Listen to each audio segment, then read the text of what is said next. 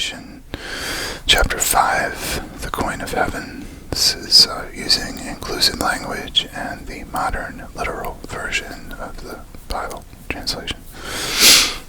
There is one who indeed is judging a day beside another day, but on is judging every day the same. Let each one be fully assured in his own mind. Romans chapter 14, verse 5. Persuasion is an inner effort of intense attention. To listen attentively as though you heard is to evoke, to activate. By listening, you can hear what you want to hear and persuade those beyond the range of the outer ear. Speak it inwardly in your imagination only. Make your inner conversation match your fulfilled desire. What you desire to hear without, you must hear within. Embrace the without within and become one who hears only that which implies the fulfillment of their desire. And all the external happenings in the world will become a bridge leading to the objective realization of your desire. Your inner speech is perpetually written all around you in happenings. Learn to relate these happenings to your inner speech and you will become self-taught. By inner speech is meant those mental conversations which you carry on with yourself. They may be inaudible when you are awake because of the noise and distractions of the outer world of becoming, but they are quite audible in deep meditation and dream. But whether they be audible or inaudible, you are their author and fashion your world in their likeness. Daniel chapter 2 verse 28. But there is a God in heaven who reveals secrets, and he has made known to the king Nebuchadnezzar what will be in the latter days. Inner speech from premises of fulfilled desire is the way to create an intelligible world for yourself. Observe your inner speech, for it is the cause of future action. Inner speech reveals the state of consciousness from which you view the world. Make your inner speech match your fulfilled desire, for your inner speech is manifested all around you in happenings. For we all trip in many things. If anyone does not trip in speech, this one is a mature person, is also able to bridle the whole body. Behold, we put the bridles into the mouths of the horses, that they should be obedient to us, and we direct their whole body. Behold also the shape, though being so great, and are driven by harsh winds, yet are directed by a little rudder.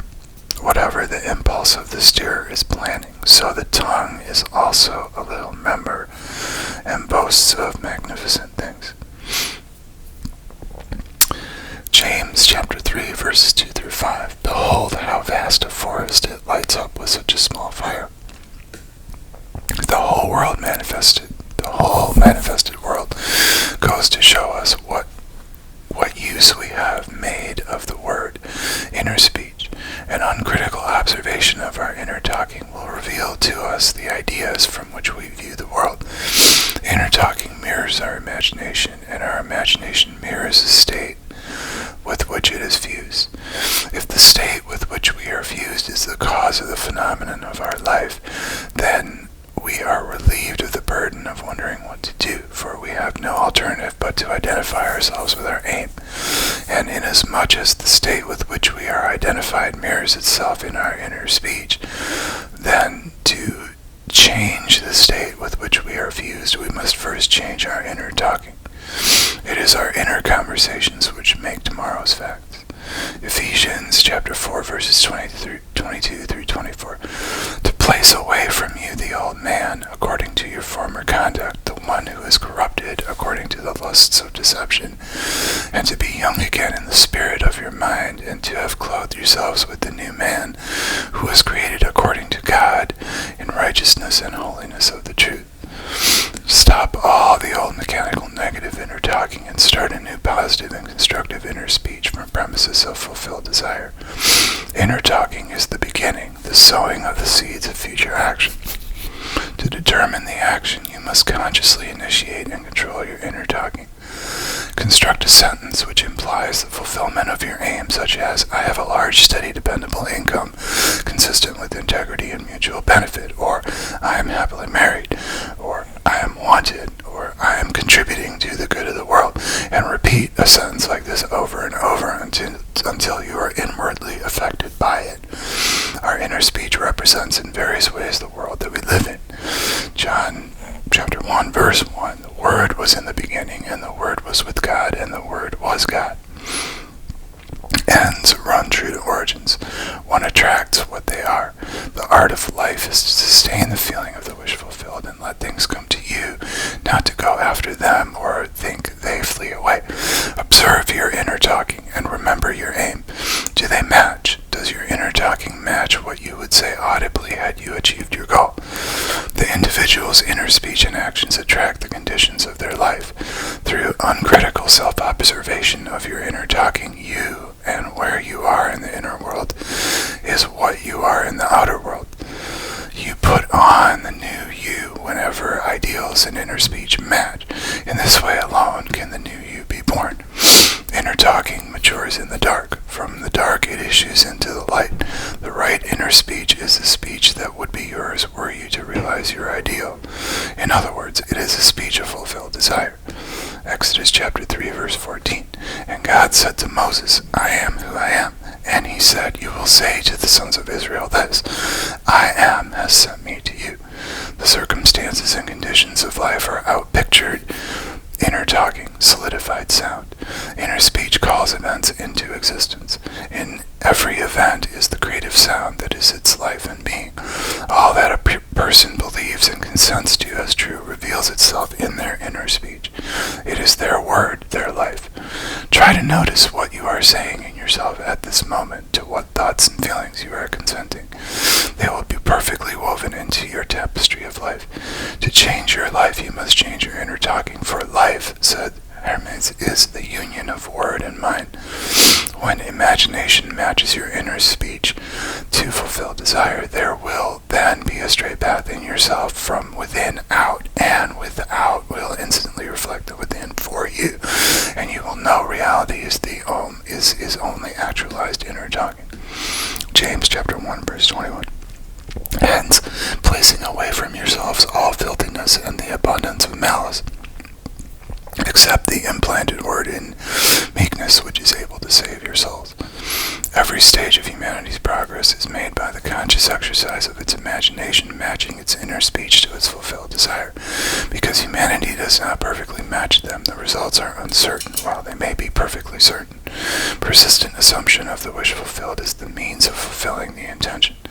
As we control our inner talking, matching it to our fulfilled desires, we can lay aside all other processes. Then we simply act by clear imagination and intention. We imagine the wish fulfilled and carry on mental conversations from that premise. Through controlled inner talking from premises of fulfilled desire, seeming miracles are performed.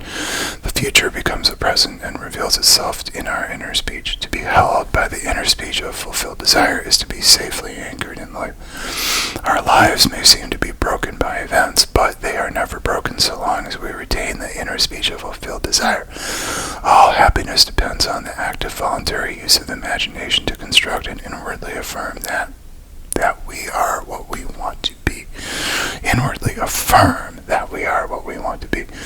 We match ourselves to our ideals by constantly remembering our aim and identifying ourselves with it. We fuse with our aims by frequently occupying the feeling of our wish fulfilled. It is the frequency, the habitual occupancy that is the secret of success. The oftener we do it, the more natural it is. Fancy assembles, continuous imagination fuses. It is possible to resolve every situation by the proper use of imagination. Our task is to get the right sentence, the one which implies that our desire is realized, fire the imagination with it. All this is intimately connected with the mystery of the still small voice. Inner talking reveals the activities of imagination, activities which are the causes of the circumstances of life. As a rule, humanity is totally unaware of its inner talking and therefore sees itself as not the cause but the victim of circumstance. To consciously create circumstance, we must consciously direct our inner speech matching the still small voice to our fulfilled desire. As it has been written, I have placed you as a father in many nations. Genesis 17, chapter 17, verse 5. In front of God, the one whom he believed, who is giving life to the dead and is calling the things which are not as though they are. Romans chapter 4, verse 17. Right inner speech is essential. It is the greatest of the arts. It is the way out of limitation into freedom. Ignorance of this art has made the world a battlefield and penitentiary where blood and sweat alone are expected, when it should be a place of marveling and wondering. Right inner talking is the first step to becoming what you want to be. On the morning of April 12th, 1953, my wife was awakened by the sound of a great voice of authority speaking within her and saying, "You must stop spending your thoughts, time, and money. Everything in life must be an investment." To spend is to waste, to squander, to lay out without return. To invest is to lay out for a purpose from which a profit is expected. This revelation of my wife is about the importance of the moment. It is about the transformation of the moment. What we desire does not lie in the future, but in ourselves at this very moment. At any moment in our lives, we are faced with an infinite choice. What we are and what we want to be. And what we want to be is already existent, but to realize it, we must match our inner speech and actions to it. Matthew chapter 18, verse 19, and red letters means it's Jesus talking. Assuredly, I say to you again, that if two of you agree together upon the earth concerning any matter, whatever they ask, it will happen for them from my Father who is in the heavens. It is only what is done now that counts. The present moment does not recede into the past. It advances into the future to confront us, spent or invested. Thought is the coin of heaven. Money is its earthly symbol. Every moment must be invested, and our inner talking reveals whether we are spending or investing. Be more interested in what you are inwardly saying now than what you have said by choosing wisely what you think and what you feel now. Anytime we feel misunderstood, misused, neglected, suspicious, afraid, we are spending our thoughts and wasting our time. Whenever we assume the feeling of being what we want to be, we are investing. We cannot abandon the moment to negative inner talking and expect to retain command of life. Before us go the results of all that is seemingly behind. Not gone is the last moment, but oncoming. Isaiah 55, chapter 55, verse 11. So will my word be that goes forth out of my mouth.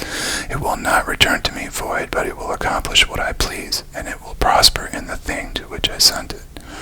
The circumstances of life are the muffled utterances of the inner talking that made them, the word made visible. The word is the child, and the mind is the parent of the word. Life is the union of word and mind. James chapter 1, verse 18. Having willed it, he gave birth to us with the word of truth, that we might be certain first fruit of his created things. Ephesians chapter 5, verse 1. God beforehand determined us toward the sonship through Jesus Christ to himself according to the delight of his will. Let us use our inner speech wisely to mold an outer world in harmony with our ideal. 2 Samuel chapter 23, verse 2. The Spirit of Jehovah spoke by me, and his word was upon my tongue. The mouth of God is the mind of humanity. Let us feed God only the best. Philippians chapter 4, verse 8. Furthermore, brethren, as many things as are true, as many as are honorable, as many as are righteous, as many as are pure, as many as are lovely, as many as have good repute, if there is any virtue, and if there is any praise, reason on these things.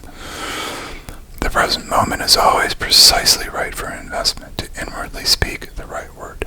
Deuteronomy chapter 30, verses 14 through 15. But the word is very near to you, in your mouth and in your heart, that you may do it.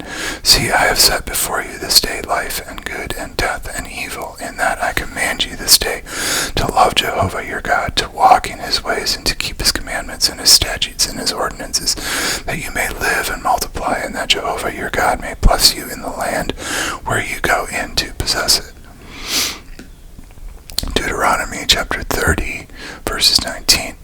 I call heaven and earth to testify against you this day, that I have set before you life and death, the blessing and the curse. Therefore choose life, that you may live, you and your seed. You choose life and good and blessings by being that which you choose. Like is known to like alone. Make your inner speech bless and give good reports. Our ignorance of the future is the result of our ignorance of our inner talking. Our inner talking mirrors our imagination, and our imagination is a government in which the opposition never comes into power. If the reader asks, what if the inner speech remains subjective and is unable to find an object for its love? The answer is, it will not remain subjective for the very simple reason that inner speech is always objectifying itself. What frustrates and festers and becomes the disease that afflicts humanity is its ignorance of the art of matching inner words to fulfill desire. Inner speech mirrors imagination, and imagination is Christ. Alter your inner speech, your perceptual world changes. Whenever inner speech and desire are in conflict, inner speech invariably wins. Because inner speech objectifies itself, it is easy to see that if it matches desire, desire will be objectively realized. James chapter 3 verse 6. And the tongue is a fire, the world of unrighteousness. Thus the tongue is designated among our members as what stains the whole body and is igniting the birth cycle, i.e. the cycle of life, and is being ignited